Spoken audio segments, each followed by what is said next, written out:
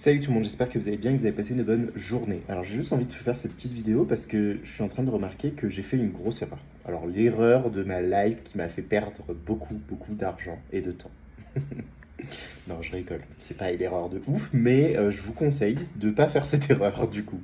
Alors l'erreur que j'ai faite, ça a été en fait dans ma stratégie d'ajouter à un moment donné énormément de personnes dans mon profil Facebook. Donc j'ai eu plein de personnes, etc.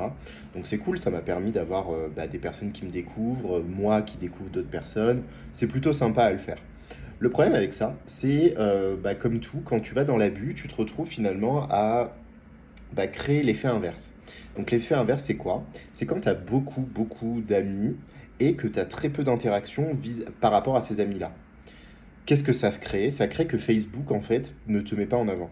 Parce qu'il va montrer ta publication à quelques personnes, des personnes qui, toi, tu n'as pas filtré, donc tu as des personnes qui sont pas du tout intéressées par ce que tu fais, et tu te retrouves finalement à être shadowban. Shadowban, pour ceux qui savent pas ce que c'est en gros, on voit pas votre contenu, juste parce que dans l'écosystème dans lequel tu as, les publications qui sont montrées ne sont pas il n'y a pas d'interaction en fait. Donc Facebook considère que c'est de la merde et que il y a aucun intérêt de les mettre.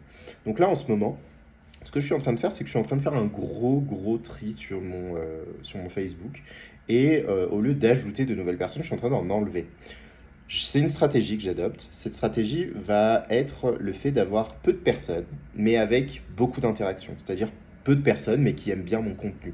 Et moi, pareil, du coup, les personnes que moi je suis, je vais faire la même chose. C'est qu'il y a des gens que j'aime bien, etc. Je vais continuer à suivre, bien évidemment, même s'ils n'interagissent pas. C'est pas, voilà, c'est un double truc, hein. J'attends que les gens interagissent et moi aussi, bien sûr, je vais essayer d'interagir plus.